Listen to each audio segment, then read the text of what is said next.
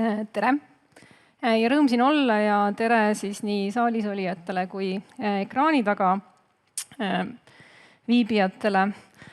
Ja tõepoolest, mul üks küsimus, mida ma küsin teilt pärast paar küsimust, aga ma alustan siis kohe selle küsimusega. Kes teist on kuulnud reaalaja majandusest?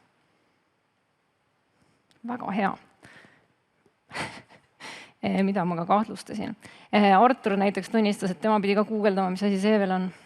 Aga minust ja teist siis hästi lühidalt ja tegelikult kuulates Kaid ja Raini, siis ma panin siia kirja, et ma olen TTÜ-s õppinud ja siis Amseris olnud finantsjuht ja nüüd viimasel ajal siis Telemas. Aga tegelikult rääkides IT-maailmast, siis ma töötasin Bonniardis ja oleks peaaegu selle founder olnud. Nii et IT-ga seob mind nii mõndagi. Aga ja siis viimaseks reaale kirjutasin siia, et ma olen ITL-i reaalaja majanduse töögrupi liige. Et siuke asi on olemas. Heal lapsel mitu nime, et selle eelmine nimi oli siis paberivaba, ma ei tea, liit või midagi sellist. Ja siis oli e-arve toimkond enne seda ja tegelikult selles e-arvete valdkonnas siis üsna pikalt olnud ja kunagi ma ütlesin, ma olen e-arve evangelist. Ja ma olin suur fänn ja 2000, kui me alustasime selle asjaga, siis tundus, et e-arved on nii ägedad asjad ja et kohe-kohe terve maailm läheb sinna üle.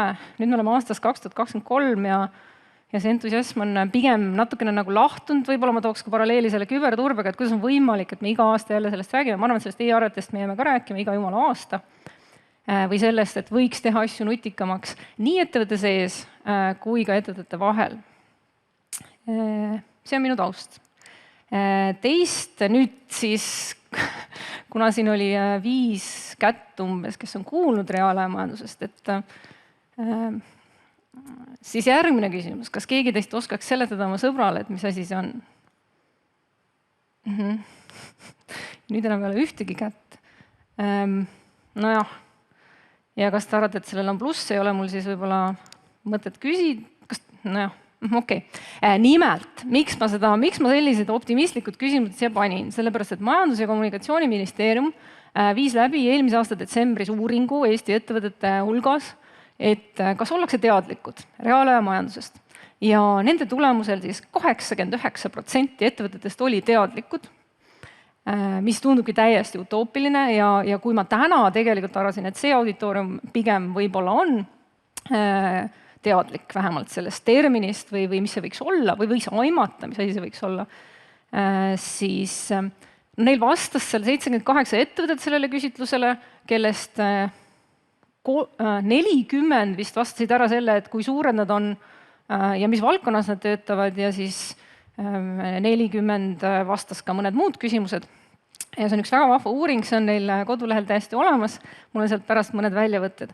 Aga ühesõnaga siis ma ei küsi teilt, et mis te arvate, kas sellel on plusse ja mis te arvate, kas sellel on miinuseid ja kokkuvõtlikult, kas te arvate, et selle peaks ära tegema või mitte. Ja pigem lähen selle asja juurde, et mis asi ta siis on.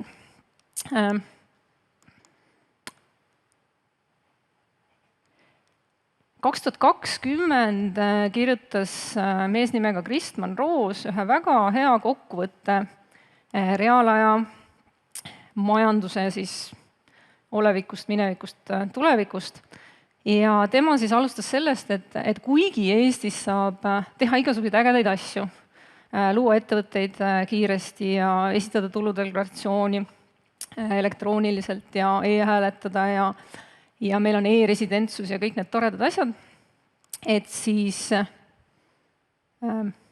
XD, audentimine, e-arved, et siis sellegipoolest on meil seda paberimajandust ja aruandlust nagu tohutult palju ja see on kohutavalt tüütu.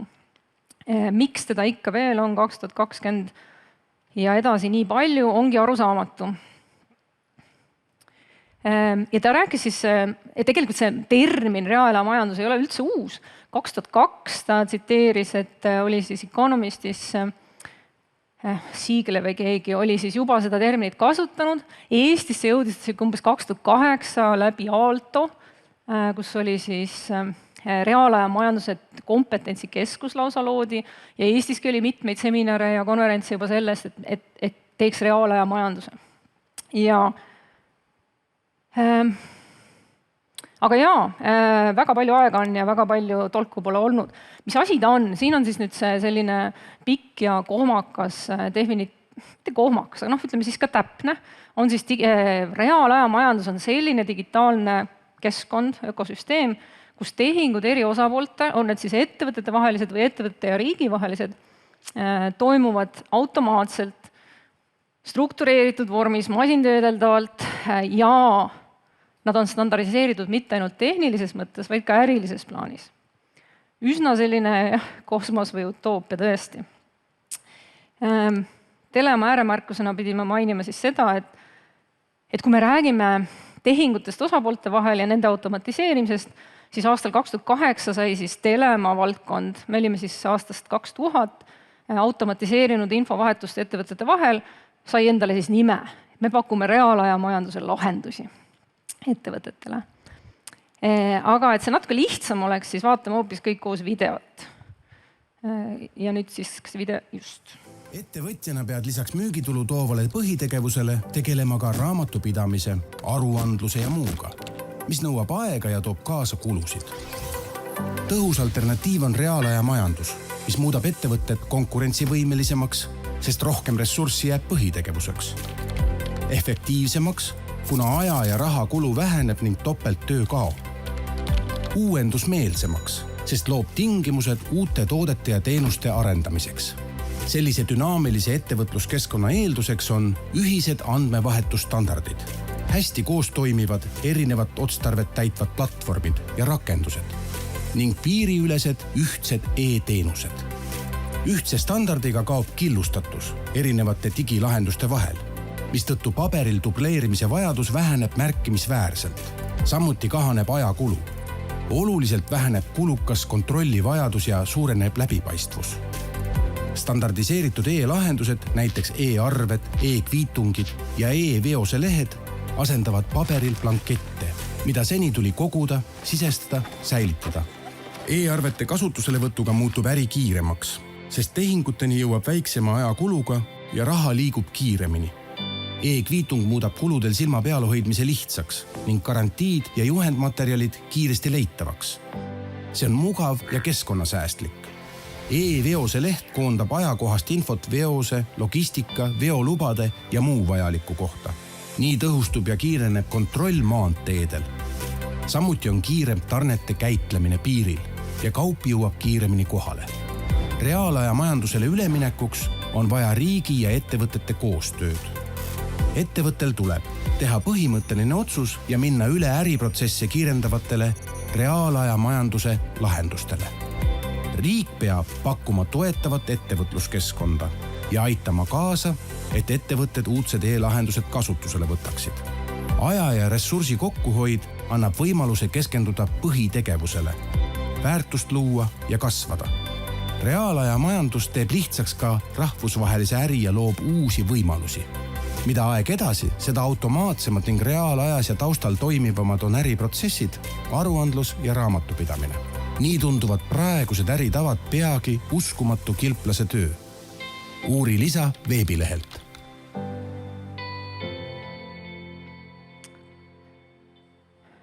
Täitsa hea video. Mul on hea meel, et nad on selle teinud. See aadress töötab. Selle video all olev link YouTube'is ei tööta, seda lehekülge pole võimalik leida.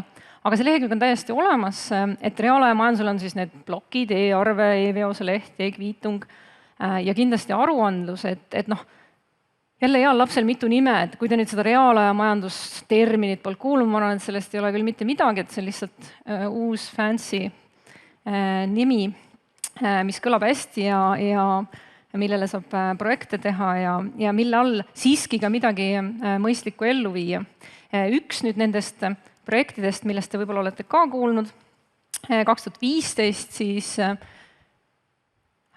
sai alguse aruandlus 3.0, kui MKM, ettevõtlusinfotehnoloogia, rahandus, riigihalduse minister kutsusid ettevõtjaid avaldama oma arvamust, et kuidas saaks teha paremaks aruandlust.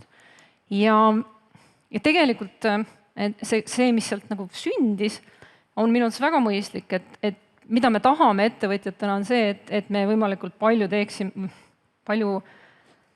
vähe teeksime tühja tööd et meil ei oleks seda koormust nii suurt igasuguste aruandlusega, et neid andmeid, mida kogutakse, oleks võimalikult väike hulk ja eriti mulle meeldib see kolmas punkt, et kui midagi ma olen juba teile saatnud riigile, et ärge mult uuesti sama asja küsige, et vahetage siis vähemalt omavahel neid andmeid. Ja lisaks võiks muidugi neid andmeid olla esitada lihtne ja mugav.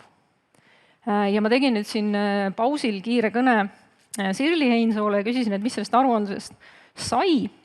Et osad väidavad, et see suri välja ja teised ütlevad, et sellest kasvas hoopis midagi suuremat. Ja tõesti täna siis 20 riigiasutust tõepoolest siis teeb koostööd selle nimel, et ühtlustada kogu seda aruandluse temaatikat ja on ka mingisuguseid märgatavaid samme siiski astutud. Et selles mõttes, ja see kõik on siis ka osa sellest reaalajamajanduse teemast, mis on siis ettevõtte ja riigi vaheline andmevahetus. Et see oleks võimalikult kiire, lihtne, automaatne.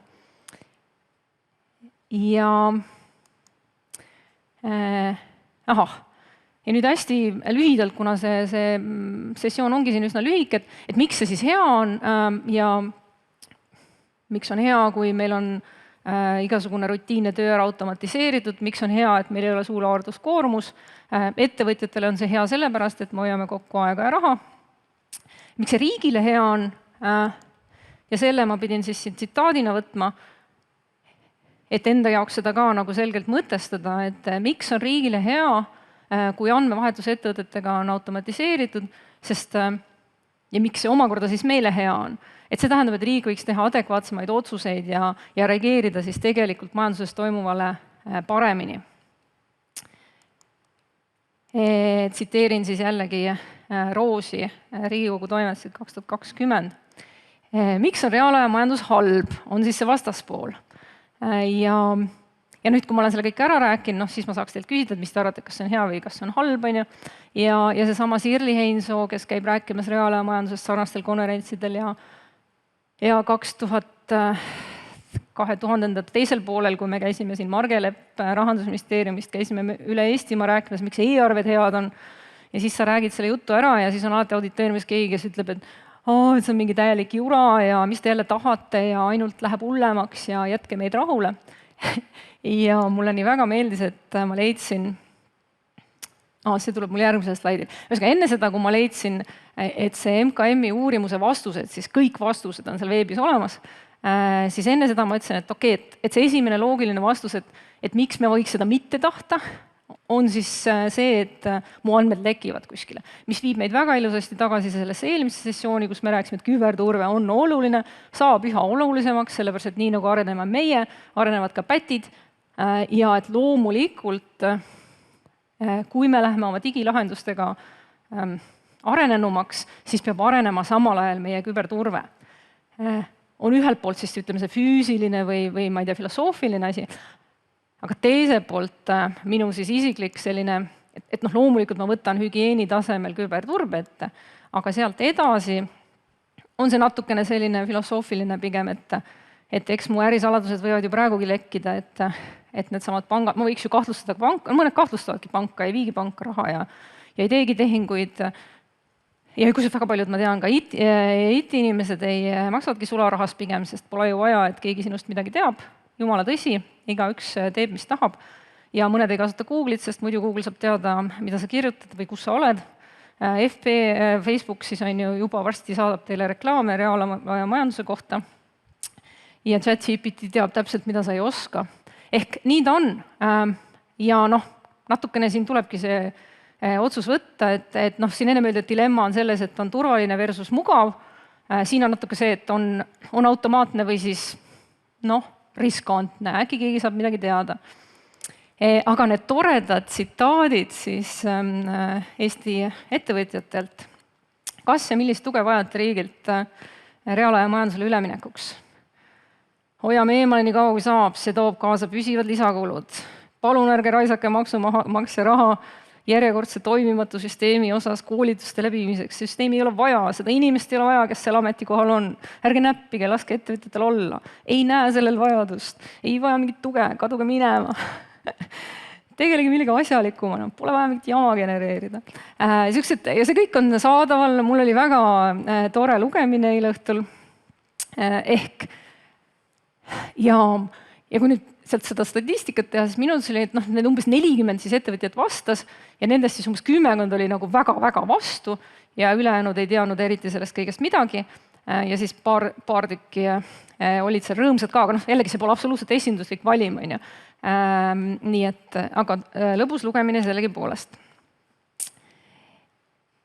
Ja siis siin paar õhtut tagasi, kui ma selle üle kõik mõtisklesin, siis teatavasti on moes ja igasugused küpsusastmed ja tasemetrepid, innovatsioonitrepp viimasel ajal, eks ole, on väga kihvt asi. Siis ma tegin reaalajamajanduse treppi. Ja tegelikult jällegi haagib siin eelkõneletuga, et kui me tahame selle reaalajamajanduseni minna, ehk et meil on nutikad lahendused, siis me võiks alustada iseenda ettevõttest, digiteerime oma ettevõtte lihtsamad asjad ära, see on esimene aste. Järgmisel teeme keerukamad protsessid, digiteerime ära. 3. sammule siis me hakkame juba riigi ja ettevõtte vahelist andmevahetust automatiseerima. Loomulikult võib neid asju ka paralleelselt teha, aga ütleme keerukuse mõttes. 4. astmel teeme ära nii ettevõtete vahel, nii tarneahel, terve tarneahel, eks. Alates hanketest kuni klientideni suhtleme nendega ainult masinloetavalt. Ärme saada e-maile ja ärme helista, ärme toksi sisse andmeid. Sealt edasi 5. samm, lähme rahvusvaheliseks ettevõtete vahel. Ja miks mitte siis, mis siin ongi tulemas, eks ole, 2028 Euroopa Liidu see VIDA ehk käibemaks digitaalsel ajajärgul, kus kõik piiriülesed tehingud peavad saama siis deklareeritud elektrooniliselt. Nii et põhimõtteliselt kuskilt sealt on see miski paistmas, väga palju kaugemal ja kaugemas tulevikus, kui ma oleks kunagi arvanud, aga küll ta tuleb. Ja jah, see siis on tsitaat minu õhtustele mõtisklustele, et näiteks selline trepp võiks olla. Mis viibki mind kokku võtta, et miks mina arvan, et see on äge asi ja miks ma, ükskõik mis ta nimi siis isegi on. Mina arvan, et tasub automatiseerida andmevahetus, sellepärast, et teadlased on tõestanud, et rutiinse mõttetu töö tegemine teeb inimesed õnnetuks. Ja tühi töö kaotamine jällegi teeb inimesed õnnelikuks. Väga lihtne. See tähendab seda, et reaalajamajandus teeb inimesed õnnelikumaks. Ja sellepärast ma selle poolt olengi ja mul on hästi hea meel, et kuna Telema, eks ole, on reaalajamajanduse lahendusi pakkuv ettevõtte, siis põhimõtteliselt, mis me ka uutele töötajatele räägime, teate, et Telema teeb inimesi õnnelikumaks. Me kaotame tühitööd. Ja ma usun, et me kõik võiksimegi päriselt seda tühitöö ära kaotada ja ainult teha ägedaid asju. Olgu siis lihtsamas sektoris või keerukamas sektoris, olgu seal tehases, põllul või kontoris. Aitäh!